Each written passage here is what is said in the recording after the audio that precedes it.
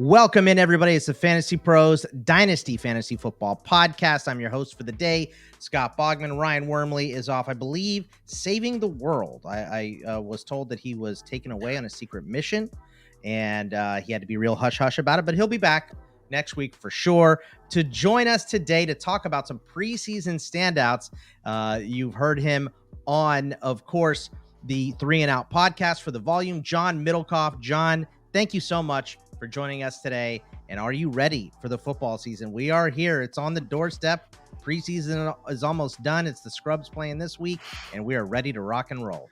You know, it's funny. I was texting with a buddy in the NFL, and I said, you know, the preseason, especially that third week, obviously they cut one of the weeks, used to be real.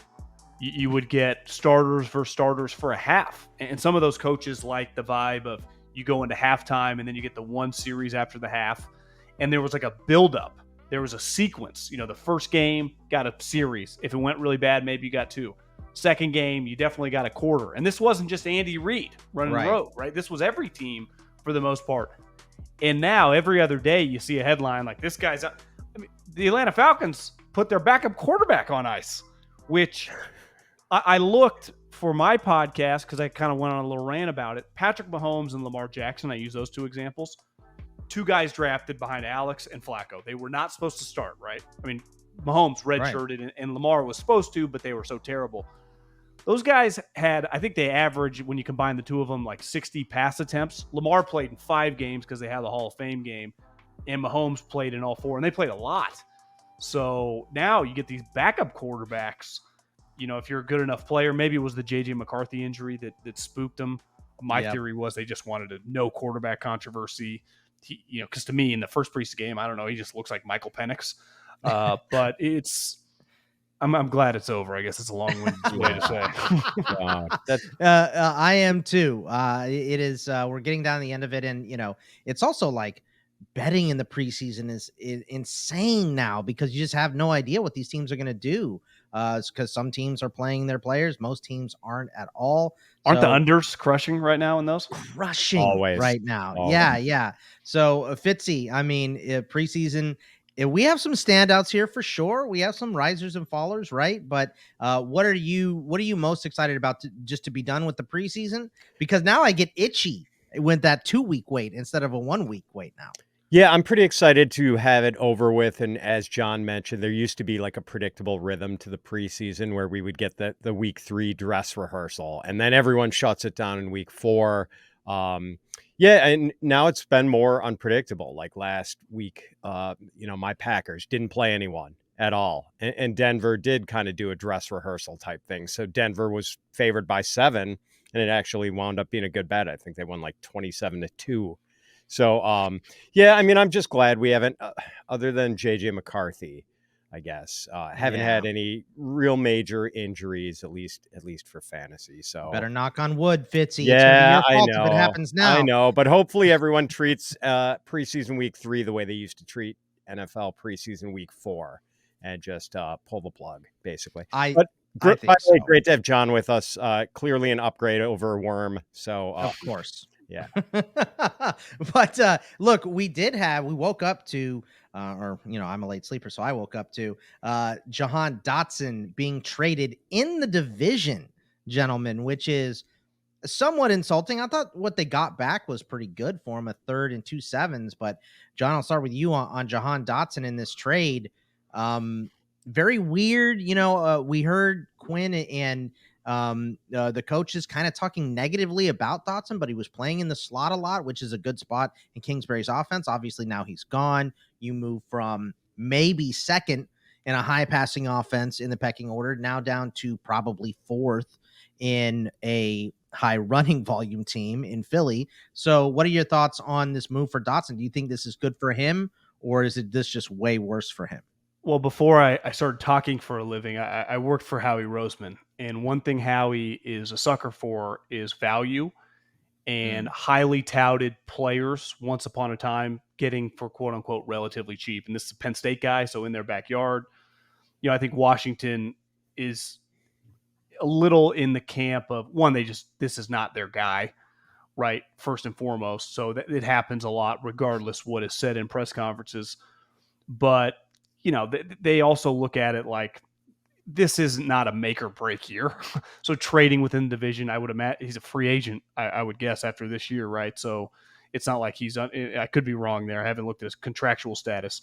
But I think Howie just, anytime he sees value of a guy with specific skills, that if they can move this guy around, too, it helps their depth. I mean, AJ has been hurt in the past.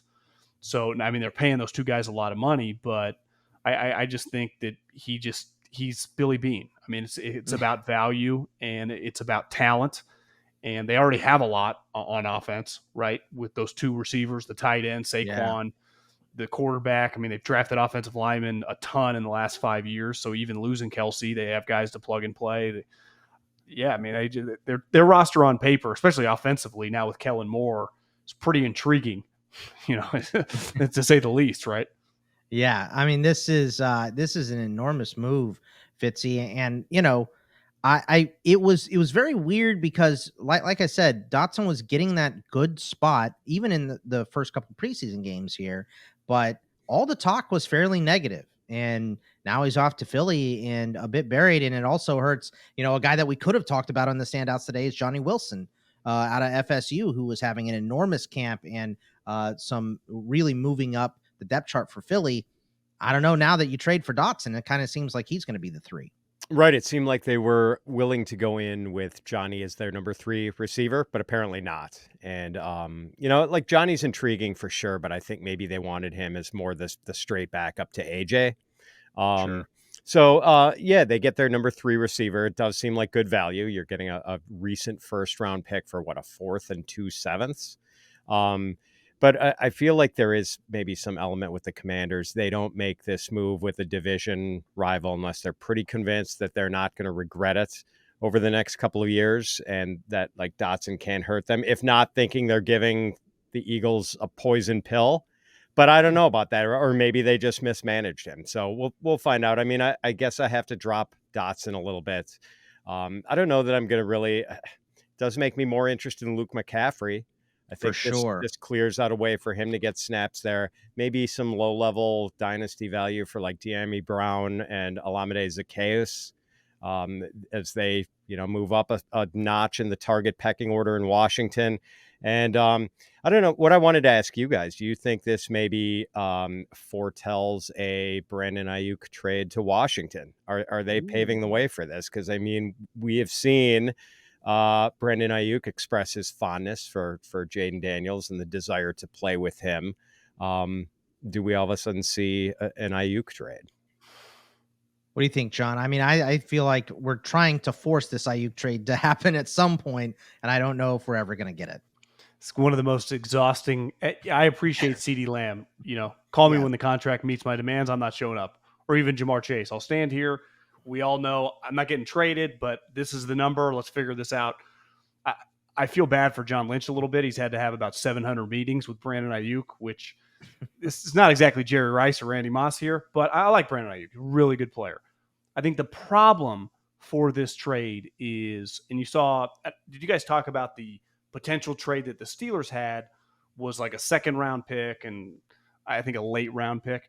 That is nothing for the 49ers this year, who are in Super Bowl or bust. And you speak of the Eagles, they don't want to depend on a young third wide receiver, right? It's not because they don't like him. Like they're trying to get back to the Super Bowl this year, right? That's a big picture. They might like him in 2 years to depend on, but they can't risk it because you never know with rookies. I don't see how, to me, if Washington put their first round pick on the table, I mean, there's a chance they win 5-6 games, but I don't think the Niners, it'd be hard to turn down. That's probably not going to happen. So if they offer their second round pick, which again, in theory could also be pretty high, right? In somewhere between 35 and early 40s, that just helps the Niners zilch it's great in March and April.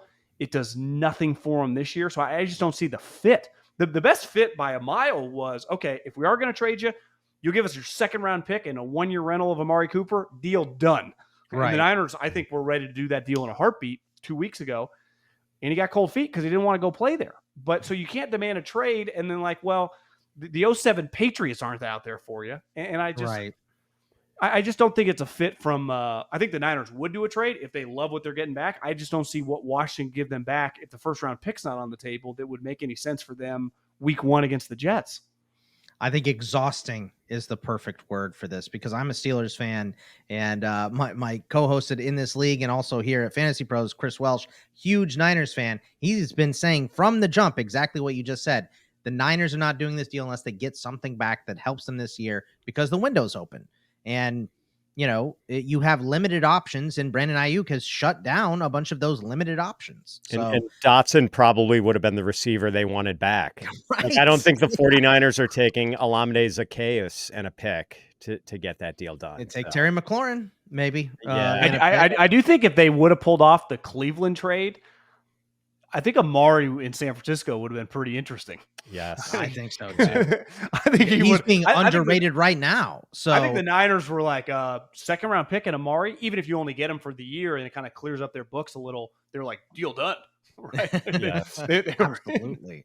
Well, hey, let's talk about some of the standouts from the preseason. We're going to go position by position here. We picked a couple players, and we'll start at running back. Jordan Mason has been a big mover in camp. Eli Mitchell just returned to practice, but Mason might have already beat him out for that backup of Christian McCaffrey, which is a huge spot for fantasy even as a handcuff. Right now, Jordan Mason being drafted, or his ECR among running backs is 72 and half point PPR. He's just behind Foreman, Vidal, Jamal Williams, just ahead of Sanders, Tracy, and Sermon. Javonte Williams also, this is a guy that was pretty much called dead early in the preseason. Everyone was saying, looks like he's going to get cut. Jaleel McLaughlin is the guy. They brought in Audric Estime. They brought in Blake Watson. We're going to see a different running back room.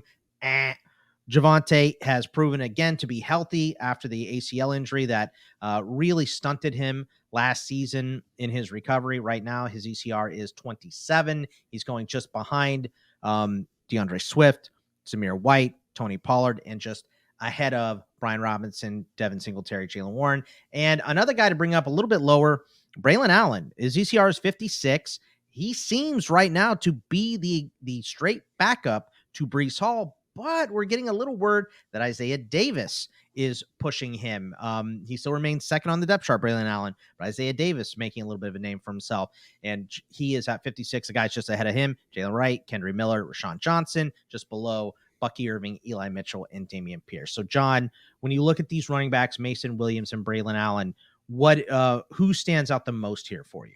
Well, it's safe to say Christian and Breece Hall are two guys going really high in basically everywhere. I think knowing the 49ers pretty well, they just paid Christian McCaffrey this offseason, and they want him obviously to play at a high level for a long time. And I think Kyle's overuse of him last year, and really since they've got him, it just feels some games you're like, I don't know if he's going to make it. And some of these times they're up 20 points. And Kyle has talked about it over and over this preseason. They drafted another running back. They've always loved Mitchell. The dude they drafted from Louisville's injured, been MIA. Mitchell, he's a really good player. He's hurt every other week, his entire career. And it's sad, but it's just he cannot stay healthy. Jordan Mason, who a lot of Niner fans were like, play him more, said this offseason he bought a jugs machine. Because I think one knock on him, he's a pretty hard runner for a little guy, was like, did they trust him catching the ball? And that's obviously something they feel McCaffrey can do it all. He spent like $3,000 or $4,000 on a jugs machine and spent all summer long with his dad shooting jugs at him. And to me, he's as good as Mitchell. He just doesn't get the playing time. And now he's just passed him based on availability. I do think Kyle is going to try to make a conscious effort to just balance out Christian's usage a little bit, because for them to win a Super Bowl in these next couple of years, he has to be like Marshall Faulk or LT for them. And he can be, but he's already hurt. Right now, it was even Christian said a couple weeks ago, I could have played if we had a game. So the Niners slow play it with their star players. I think their backup running back is going to get some use, and they're going to be in some games, especially early on in the season. I think they're just way better than that. Do they have to give Christian McCaffrey 23 carries in this game, or can they give him 15 and give 6-7 more to Jordan Mason? Where I think in the previous it was like 2, Yeah. And I do think if he can prove to catch the ball it's one thing to do it in training camp and in preseason. It's another thing. Like if you drop a pass Monday Night Football, it could spook Kyle. So if early on he catches a couple balls, I think he could gain some momentum and they could really utilize him throughout the season. I've always liked Jordan Mason as a player, and these other guys are just falling off a cliff. So the thing with the Jets, it's so hard to predict their offense. You know, I know Kyle and I know what he wants to do. And I do believe him because of the importance of Christian. Like I got to be a little more careful with him. And to me, that jolts in Jordan Mason to just, I think last year he had 3 touchdowns. Can that number be 5 or 6? You know, can he just get a couple more carries in spots where he just wouldn't have because of their newfound just willingness to give Christian a few blows. And part of it is Christian never wants to come out of the game and Kyle never wants them to come out of the game. So it's a perfect match. Right. But they know that it's not a sustainable thing as you get older. Even in, 2024 is different than running the ball in 1987, but you still take so many collisions. And I think they got to be, and I think they will be more conscious of that moving forward. And it's, it's almost coach speak because every single year, I think a lot of coaches have talked about taking Christian McCaffrey out the field, Fitzy. It's we got to get him out of there. We got to give him a breather. But then when you get down to it, and the game's on the line or it's close or whatever, you're running a 2-minute drill, you want him out there. So he goes out there. Do you think this year is going to be different? And Jordan Mason and the backup, whoever it is, maybe it's not Jordan Mason, maybe it still is Eli Mitchell, whatever. But do you think that touches are going to be pulled away from McCaffrey and given to somebody else? The guy had 400 touches, including the playoffs last season. I'm sure he's going to still get a lot of touches, but probably not as many as last year. And I don't think there will be any more instances. Like I can't remember what game it was, but it was kind of late in the game. The 49ers had a comfortable lead, and like Shanahan, might have been week 1. I remember against Pittsburgh because I'm a Steelers fan. Where they gave run all over him. Where they gave McCaffrey like 3 cracks at the end zone, like really late in the game when they had a healthy lead, and like I thought it was closer to the end of the year because I'm like, what are you doing? It happened all season because they were up big in a lot of games. Yeah, and not even goal line stuff, just in the game in the fourth quarter with 5 minutes left, up 20 points. Like many times where you're scratching your head, going, should CMC still be out here? I don't know. Yeah. So I'm going to be really anxious to see in the coming days, like now that Mitchell's back from whatever his latest malady was, because I've always thought Mitchell was pretty good when healthy, but obviously he's had a really hard time staying healthy. So, and it sounds like, Mason has had this great camp, as John has been talking about. So I want to see how they, like, I'm still not sure how to rank those 2 guys because I just don't know how to read that depth chart right now. Anybody else you want to expand on here, Fitzy? Javonte, for sure. Like I'm getting excited about him. There was that weird rumor earlier in the year that like he might not make the roster, but now he's pretty clearly their number 1. And what I'm excited about is the potential pass catching bonanza, because running back usage in the passing game has always been such a staple of the Sean Payton offense. And last year we saw the Broncos lead the league in running back targets with 153. And I think there was only one other team with more than 130. That's like 9 running back targets a game. And just this past week against the Packers in their preseason game, Javonte had this nice little catch and run off a Bo Nix dump off for 15 yards where he just punched the accelerator and he looked good. And they said he's lost a little bit of weight, and it seemed to show there. Like he looked pretty lively when he took that pass and turned upfield. He also had a 14-yard touchdown catch brought back because Bo Nix had stepped over the line of scrimmage when he threw the pass. So that kind of usage encouraged me. Bo Nix was a screen and check down guy throughout his college career. So I think this is just going to be a pass catching bonanza, and Javonte looked really good in that game. And, it sounds like any rumors about him not making this team were just completely unfounded. Too early. Yeah, too early. Like I kind of understand them based on what he looked like last season, but once you got out there and you're seeing, back to almost 100% Javonte, he is an absolute stud. I'll just expand on the Braelon Allen point a little bit. I was low on Braelon Allen coming in, earmuffs, Fitzy. I know he's one of your favorites from Wisconsin, of course, but I was low on Braelon Allen coming in because I just didn't know if he had the speed to hack it in the NFL. We knew he had the body control, the size, super young, 19 years old, but everything in camp made him a standout. I will say I liked Isaiah Davis better, but the investment was much cheaper. You never really know what role they have pegged for a guy like that, but he has pushed Abanikanda seemingly off of this roster, and he is at least the third and might be pushing Braelon Allen. So he's a guy to, maybe put on your watch list if you're in a deeper dynasty, maybe throw a flyer on him if you have an extra roster spot, something like that, because I think there is opportunity. And Fitz, you mentioned this during the fest, and I think people forget it. Braelon Allen tore his knee 2 years ago. So Breece Hall tore his knee 2 years ago. He looked amazing last year. We don't, there's no ill effects that we see from it, but, this is a guy who has been hurt in the past, so it's not out of the realm of possibility, and it's not out of the realm of possibility for any running back. Before we go to the wide receivers, I want to tell you guys about the draft assistant. Remember, when you first started playing fantasy football, it was fun, right? Now your draft can feel like you're studying for a math test. This year, reclaim that same enjoyment with Draft Assistant. Draft Assistant simplifies the entire draft process, making it the easy way to dominate your fantasy draft. It connects to your draft, keeps track of everything that's going on, and tells you who the best pick is when you're on the clock. All you have to do is focus on the excitement of making the perfect pick. So this season, work less and win more with Draft Assistant at fantasypros.com/draftwizard or on the Fantasy Football Draft Wizard app. Check it out today. Let's go to some wide receivers, gentlemen. The guys that we pointed out here, John, are Cooper Kupp, who maybe got forgotten about a little bit because he got hurt early in the preseason last year. Never really seemed like he was all the way back to himself. Puka Nacua has a breakout, so everyone was kind of leaning that way. Now that Puka is down for a little bit, people are kind of starting to scratch their head and go, maybe Cooper Kupp is pretty good. 2 years ago, he's best wide receiver in the NFL. He's still going behind Nico Collins, Brandon Ayuk, Jalen Waddle. He's just ahead of Metcalf, Moore, and Pittman. It looks like he could be all the way back, and Xavier Worthy has really boosted himself here as well, making the most out of this Marquise Brown injury. We don't know what the deal with Rashee Rice is right now. It seems like maybe his suspension won't come this season.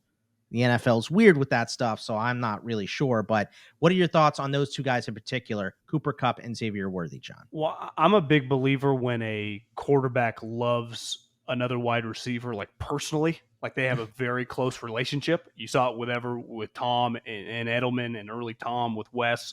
You see it over the years with Peyton and some of his guys. Like these guys are really, really close. Right. And last year he was injured. He didn't look the same. And then they just started riding Puka. And the season was kind of weird, right? They started slow. But I think Cooper Kupp, one, as you get older and you start making a lot of money, you start looking around. Like you've seen enough guys get cut. You're kind of fighting for your career. And at one point in time, a couple of years ago, we were talking about this guy as one of the better wide receivers in the league. And a lot of hype on this team. They clearly can run the ball a little bit better. Defensively, they were good down the stretch. Now they got a new DC. They got some young players. I think they're going to be good.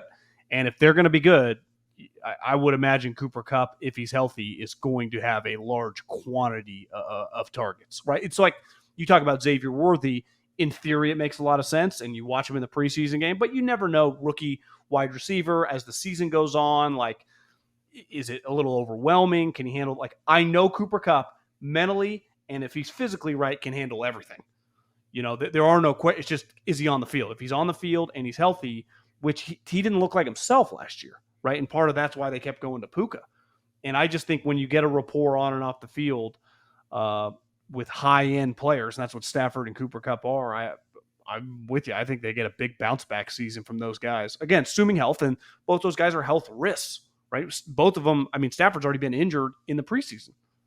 Yeah. And I think, didn't he start out with like a wrist or a hand of some hand or wrist something last year too. So there wasn't a lot of rhythm built up before. So Fitzy, when you look at these guys, Kupp and Worthy, what stands out to you the most from the preseason here? Let me ask you guys a quick question about the Rams situation. If Cooper Kupp stays pretty healthy all year, like let's say he and Puka both play all 17 games, who do you think leads this team in receptions? Still Cooper for me. I think the same. offense runs through him first. Yeah. So I'm glad I didn't trade him on the one dynasty team where I have Cooper Kupp, because at one point last year I was so frustrated with the injury situation and thinking maybe it was the end, and there were these rumors, like not so behind the scenes rumors, that he maybe had channelopathy, which is that condition that plagued like Rocco Baldelli and forced him into early retirement, where you're just sort of chronically injury prone. And I was considering just trading Kupp to someone for like a third round pick. Glad I didn't do that, but Boggs, say you're contending in a dynasty team and you need another receiver. What would you give up for Puka Nacua in terms of draft capital? A lot. I mean, it's still, just because You give up I a think 2025 and a 2026 second rounders yes, the next 2 for years. Puka, absolutely. No, for Kupp. Oh, for Kupp, yes, I would still do that for Kupp, especially. I mean, I'm a win now guy, even in Dynasty. We know that it's been talked about on the show ad nauseum, right? So, like, I want to win today. I want this roster to pay me. So it doesn't always work that way. If you're down, you're down. But if you're in the middle, you're making a push. I would easily give up 2 for Cooper Kupp, because he is a guy that can put you over. I trust myself drafting enough. I'm a person that watches enough college football to think that I'm going to be okay in the draft as well. And I can make up for those picks by making just better picks maybe sometimes, but it doesn't always work like that. But for me, I'm pushing. I want Kupp for sure. So would you guys agree with this? If Stafford, last year he missed some time, let's say he missed a month, their backup quarterback situation is pretty horrendous. I mean, Jimmy Garoppolo, the guy we saw last year, was beyond awful. And I don't know about you. I don't think Stetson Bennett's an NFL player. So like it could get really ugly really fast if Stafford and he just has these weird injuries. It's not like he doesn't have like ACLs or what. It's just like something. You're like, what is this? And then all of a sudden he misses 3 weeks. I understand that. I'll say this though, like Baker Mayfield looked pretty good in 3 days of ramp up time with Sean McVay. So Could he get Jimmy back rolling, you're saying? I don't know if they get Jimmy back rolling, but I think it'd be good enough to, keep most of the value for these guys. Yeah. Fair. And that's the thing. I mean, John points it out, like Kupp might have multiple vulnerabilities here. His own like injury issues the last 2 years. I think he's missed like 13 games, and also like Stafford, who's in his late 30s now and has dealt with an increasing series of minor injuries. So before we go to quarterbacks, John, I see you have a Kansas City Chiefs shirt on there. Rashee Rice. For Dynasty, great buy, obviously, because the suspension is looming. People are down on him. A lot of Xavier Worthy buzz, as you mentioned. What do you think is happening with the suspension, if anything? Do you think it's happening this year? Are they going to push it because the court date has been moved back to December to 2025? And is it a buy low time on Rashee Rice, or because he's kind of a screwball, because they're adding Worthy, is it maybe let somebody else handle Rashee Rice and you're not going to touch it? I think the hard part about guessing with suspensions, you just never know, right? It could just be a game. Maybe they get information. It could be, if it was really bad and obviously had multiple issues, maybe it's 4. So that's a big blow. But the one thing nice with Andy is he plays these boys, and you watch him, you go, this guy's really good. And there were question marks about him coming out of college. It's why he didn't go even higher. But you see him in that last preseason game. He pops off the screen. He's just a really, really good player. And he's got a year of knowing the offense. We saw what he did as a rookie.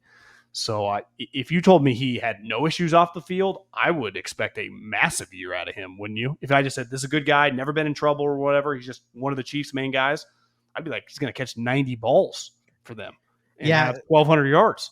Joe asked me for redraft the other day, where would I have him if I knew there's no suspension, and it would easily be as a wide receiver too. And that might be low on a guy like Rashee Rice? What do you think? if you just said no issues, healthy, like what type numbers would we be looking at with this guy? I mean, Maybe big. better than last year's numbers, and they were great last year. So Can I bring up a counterpoint to this? Sure, So, please. all right. So here's why I maybe don't agree. Just because last year they had such little firepower wide receiver and so few guys who could get open downfield. Like Justin Watson was their main deep threat because Kadarius Toney was a train wreck from the first game. They realized they couldn't count on him. Sky Moore didn't work out. Marquez Valdez-Scantling played like Marquez Valdez-Scantling always does. So, and now like Hollywood Brown's not going to be out that long. Maybe he misses a game or two. And they've got Xavier Worthy, who brings major deep speed. And we saw that speed. He got behind the defense in the preseason game the other day, caught a 22-yard touchdown. I just think like with Andy Reid having that sort of speed at his disposal and what he's going to draw up for Hollywood and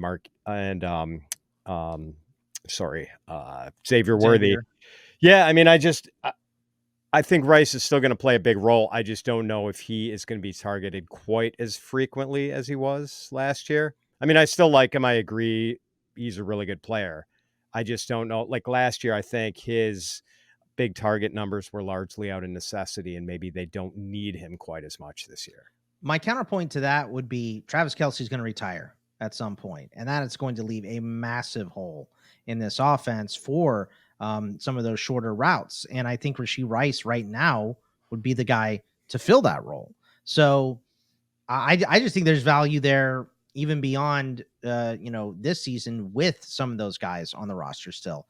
John, you're the Chiefs guy. What do you think? Yeah, I would say to piggyback off that, I wonder if Mahomes, I mean, he still loves doing fun stuff, but it's kind of morphed into this mature player where it's like, I'll hit these in routes, these slant routes. This guy can break a tackle. He's a physical player. Listen, I know Andy Reid, known him for a long time, loves throwing bombs, and that's going to be those line of scrimmage throws are going to get cut in half. But I do think, and you've seen it with Kelce, once Mahomes, and you saw it with Tyreek, becomes very comfortable with the target. I'm not going to say he's Brady that way, where he just won't throw it to you, because I do still think he's a little more, open, like gives you more chances. And you could argue last year he had to, but I think he's pretty comfortable with this player. And now they've been in big games that he trusts him, not on Kelce's level, but has to be pretty high in a short period of time, right? Because of the success they had down the stretch last year. I think so too. Yeah, it's going to be interesting to see how all those targets in Kansas City end up by the end of the season. But before we go and talk about some quarterbacks, I got to tell you about Reality Sports Online. By now, most of you have probably heard of Reality Sports Online, the powerful fantasy sports platform where owners get to build and manage their fantasy team like an NFL general manager. But the question is, have you tried it? It's time to see what all the buzz in the Dynasty community is about. Free agency, multi-year contracts, a rookie draft, multi-team trades, franchise tags, contract extensions, first-round rookie options, automated contract and salary cap functionality, and much, much more. If you think it sounds complicated, it is not. The best thing about Reality Sports Online Fantasy Front Office is that it doesn't take any more time than a standard league. It just requires more strategy. If you think you're among the fantasy elite, this is the platform to test your mettle. If you're still not sure, you can test out your general manager skills for FREE free in a mock free agency auction. If you like what you see, use the promo code FantasyPros to receive a 10% discount on your team or league today. That's promo code FantasyPros to receive a 10% discount on your team or league today. Fantasy just got real at realitysportsonline.com. All right, gentlemen, let's talk about some QBs. The guys that we picked for this, Bo Nix, obviously just being named the starter. His ECR still is 30. That's going to climb since he's named the starter when everybody updates their rankings. Caleb Williams has moved up to quarterback 13. And, two rookies, all the rookie buzz has been on Jaden Daniels because, of course, the rushing upside with him. I think we might have been sleeping a little bit on Caleb Williams in terms of his value, not just for this season, but maybe for Dynasty as well. John, what are your thoughts on Caleb Williams and Bo Nix for this season and beyond? Well, I think Caleb, I think it's unfair because it's easy to nitpick. He's not great in the pocket now. Well, yeah, he's 21 years old. And can he get there? That's on the coaching staff and development over the years. But everyone compared him to Mahomes. And watching that game, was it last Saturday or Sunday morning or whenever they played that second preseason game, to me, he's like more prime Russell Wilson right now. That ability to scramble, keep plays alive, eyes down the field, and push the ball. Well, Russell, obviously, once they got DK, it was like, oh my gosh. Well, he's got DJ Moore, who would catch 80 balls with us three playing quarterback. If Keenan's on the field, he's getting open all the time. And Rome was a legitimate, I would say, top 15 player on every board in the NFL. Like, he's a really, really talented guy. And you got a running back who can catch the ball and a really good tight end. So, like, to me, the difference of, I remember, Fitz, when we talked about it with Jaden, it's not really debatable the talent between the two teams in terms of what's around you, right? His firepower is, I would say, borderline unprecedented for a number one quarterback, especially recently, because they usually go to terrible teams, right? You think about like Jared Goff to the Rams, or Baker Justin Mayfield when he first got to the Bears. Yeah, you just go to teams that are really, really bad. And even if he's not Andrew Luck immediately in terms of in the pocket, which he's clearly not, but who cares? Like, to me, could he throw, what's his over-under touchdown passes this year? Would you be shocked if he threw 28? That feels a little high, but feels he's getting above 20. Would be shocking if he's not. So is that number 25? And as he showed in the preseason game, he's not Jaden or Lamar or Kyler, like really wants to run, but he can. And could he get a couple like inside the 10 scramble around so he gives you 24 passing touchdowns and another 3 or 4 rushing over the course of the year?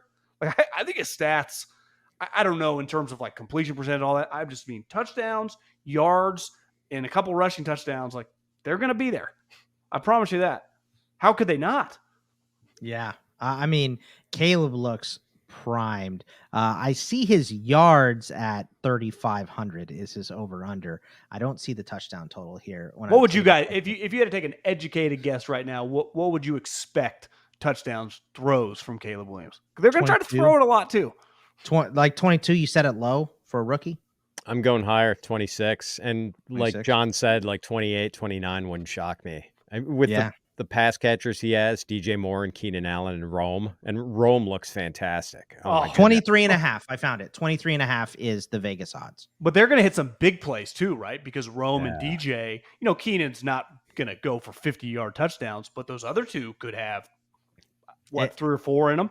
And by the way, this number is minus 125 and his under is plus 105. So it looks like it's closer to that 26. Yeah. That 50 just mentioned. I love the point John just made about how Caleb's not really looking to run when he's like, he is really mobile, but he keeps his eyes downfield. And that's exactly like Russell Wilson. I mean, I think that's part of what they love so much and why prime version. Yeah, or even early version of Russ when he like stole that job out from under Matt Flynn when they gave Matt Flynn all that crazy money and then like didn't start a game for them. But and like, I don't want to scout off Hard Knocks, but Caleb does have this swagger and like this sort of confidence, and like he's not getting the rookie treatment. It seems like in Bears camp, like it already seems like he is this well-respected guy who's going to be a team leader in the next year or so. And, that budding chemistry with Rome is really fun to see. There was a play in this last Bears game where they didn't do much in their first few series, but then like early in the second quarter, Tyler Scott beats a guy downfield and Caleb just drops an absolute dime there. Unfortunately, didn't get credit because the Cincinnati defender who got beat decided to just yank Tyler Scott down from behind, but 43-yard pass interference. Man, that was just a beautiful rainbow of a throw. So, man, like this guy's going to make plays year one.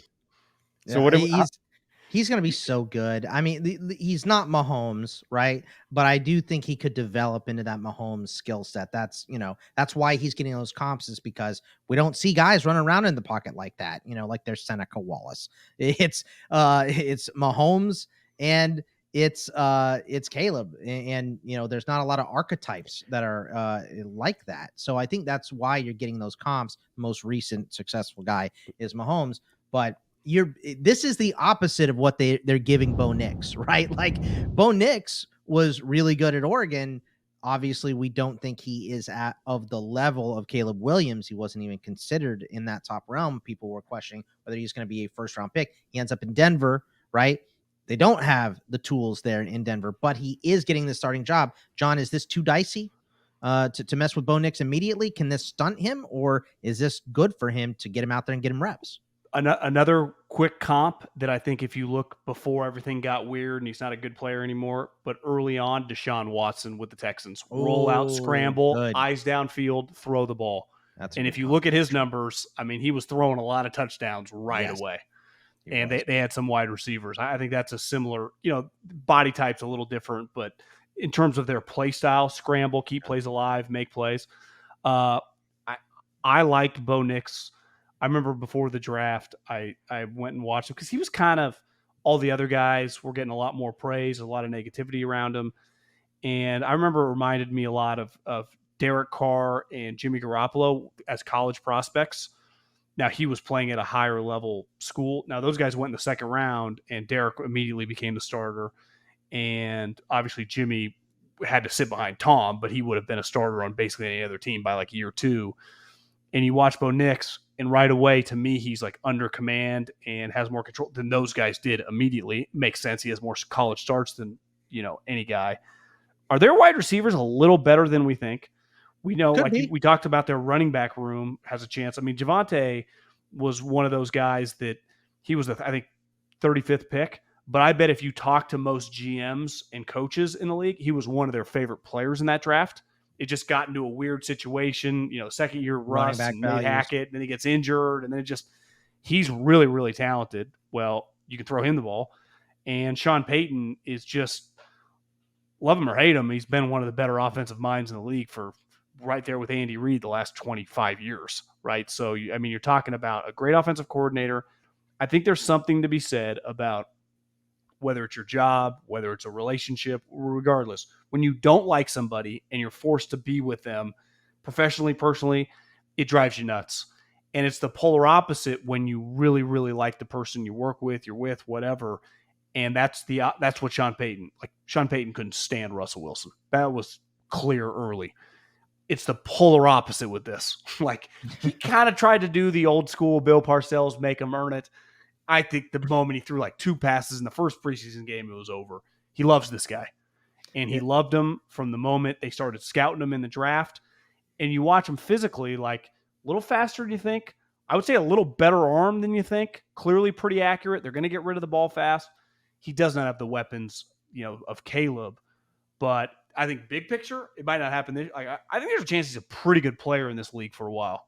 Yeah, and a guy we didn't even mention that's been getting a lot of run is crusty old vet Tim Patrick has looked really good. Marvin Mims, with a good quarterback, could add a little dynamism to this offense here. Fitzy, what are your thoughts on Bo Nix? Yeah, I probably am guilty of underestimating him. And, we all want the sexy Dan Marino type arm. He doesn't have that, but what he does have, and this is a weird comp to make because Brock Purdy was Mr. Irrelevant and Bo Nix was taken in the top half of the first round. But like maybe Nix makes the same sort of easy transition Purdy makes to the NFL because he's like Purdy. He started a ton of games in college and has all that playing experience. And maybe that helps make the transition to the NFL a little easier for him. I think you could be right. Let's talk about some tight ends. But before we do that, I want to invite you all to join our Fantasy Pros Discord community. You can chat with other fans, get access to exclusive AMAs that wind up on our podcast feed. You could join the fun with myself, Joe Pisapia, and the Welsh Mondays at 2 p.m. Eastern. Fitz and I are on Tuesday at 5 p.m. Eastern. The Welsh and Erickson are on Thursday at 3 Eastern. Come and get your questions answered and be on the show at fantasypros.com/chat. All right, boys, let's talk about some tight ends here from the preseason that are making some noise. Taysom Hill, whose ECR right now is 20, which we had a weird question the other day, Fitz, where there might be some quirk in Yahoo where he doesn't qualify at tight end. We heard from a listener. I haven't gone by to look, but it was weird from Yahoo because you trip over second base. You get second base eligibility there. Yahoo has since granted him tight end eligibility. Okay, all right. So we got that all straightened out. But Taysom Hill, they're showing a lot of usage in him in the preseason, different spots. So it looks like maybe he could still be that weapon. Ben Sinnott also is a climber in terms of ADP, but he may be slipping down the depth chart a little bit, because it looks like right now John Bates is ahead of him, the big kid from Boise State. So Zach Ertz is their starter, but also Jahan Dotson gone. There are now targets available in this offense for Washington. So two intriguing tight ends, John. What are your thoughts on Taysom Hill and Ben Sinnott? Well, I would say this about Taysom Hill. He took a lot of crap because the quarterback thing, the contract. As a non-quarterback, whatever position he could play for my team every day of the week and twice on Sundays. I love that guy. And one of my strongest takes going into this season, I think the Saints are going to be good. I think their defense is awesome. And I think offensively, Derek was a abomination early on in the season. And they got hot at the end, and they made a coordinator change. They got one of the Kubiaks. He's got one of his brothers is still with Kyle, and he stole the other one. Clinton Clay, I get them mixed up. But that offense, they were actually both calling plays against each other in that Saints-Niner game because Kyle let him call plays. Like, that offense works for quarterbacks, and it makes it a lot easier. And they mentioned this on the preseason game. No team has more invested into kind of that, running back room. And Taysom can do that. Like, Taysom's a good running back. He's like this way kind of different version of what Juszczyk is, but he can be much more productive because they will throw him the ball. He can run the ball. He can get him goal line carries. I love Taysom Hill. And like I said, I think that the Saints are going to be good. I'm going to bet them to win the division. Everyone's picking Atlanta, which I understand why, but the Saints were 9-8 last year. 9-8. And their offense, I mean, you watch them early, like in September and November and October, you're like, is this the NFL? And that's not going to be the case this year. So I think their offense, and I think Derek's going to have a good year in this offense. So I like Taysom Hill a lot. Any thoughts on Ben Sinnott? No. Fitzy, your thoughts on Hill or Sinnott? Yeah, I mean, I do think Sinnott is going to be the best all-around tight end in Washington in short order, and I know it's kind of veteran deference right now on the depth chart, but now he'll plow ahead as the season goes on. So maybe he's not going to be, I don't know, if you drafted him in Dynasty, just sit tight. Don't get frustrated after the first few weeks. Yeah, Hill, Dennis Allen does love him. And now it seems like Clint Kubiak loves him too, because he's getting a lot of work in the preseason. And Hill was like tight end 10 last year, maybe in PPR, like tight end 12. But like Alvin Kamara's 29 and hasn't been great as purely in the running game for a couple of years. Dennis Allen seems to hate Kendre Miller for whatever reason and goes out of his way to like bash him. I mean, he really insults him every day. He does, man. I think he's great, but I have no idea because he isn't playing. And Jamal Williams averaged 2.9 yards per carry last year. More concerned about his cats. So Taysom Hill is gonna get a lot of carries this year, and he occasionally passes and gives you receiving yardage too. So like still a useful. I know he like annoys a lot of people in fantasy, but like he's a useful guy in fantasy, and like even a better real life player than a fantasy guy. I know, Fitz. We had talked when you came on my podcast about Jaden Daniels, and I would say the hype on Caleb couldn't have been any bigger. Jaden, I wouldn't say is quite there, but the momentum he built when the start of training camp till as we're recording this today has been really strong. Bo Nix has come on of late, but I just don't really like their team. Even if I'm intrigued by the player, I'm high on the Saints. I'm low on Washington, which is okay. They've kind of reset this roster. They got to play in a bunch of young guys. But like you said, I mean, Cliff was really good with Kyler, and their team was bad that year. Remember, it took them like 2 more years to become a playoff team. So I just Washington makes me nervous. Yeah, the roster. That's what like I was hoping that this Dotson trade just set up the Ayuk trade, because I don't want to see Jaden go into the season with just totally diminished weaponry.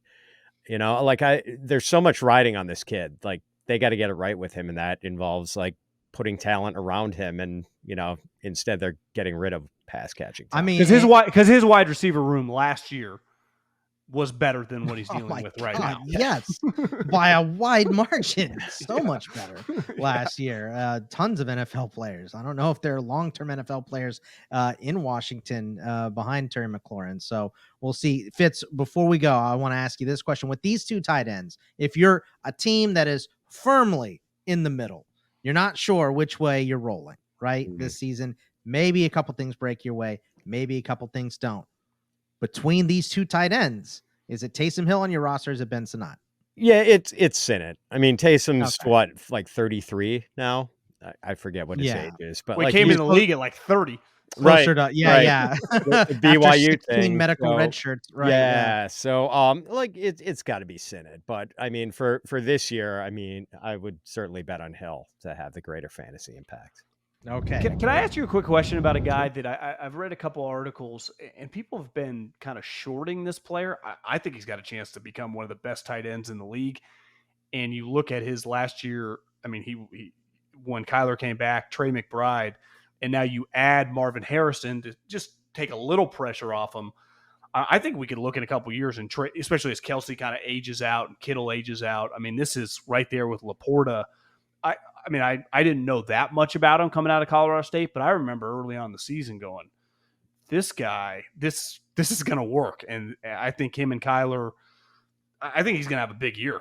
I mean, I'm glad you brought him up, because I'll tell you what, I feel like I'm higher on Trey McBride than any other analyst, especially for Dynasty. I have him in that group with, Bowers and Laporta and those guys up there, Hawkinson, right? So like, this is a guy coming out of Colorado State, was the only offense at Colorado State with some bad QBs too. The defense knew the ball was going to Trey McBride, and he would still catch 14 passes a game, like every single game. I mean, Mountain West, you're not playing the tippy top of the FBS in terms of competition every single week, but they know what's happening. They know the whole offense runs through the tight end, and they still couldn't stop it. And so I thought what we saw last year was just a sneak preview of his career. I think he's going to be outstanding. What are your thoughts on McBride, Fitzy? Yeah, pretty much echo what you guys said. Like the talent is there for sure. I don't think, whereas basically he was the lead receiver there last year just by default because Hollywood Brown couldn't stay healthy.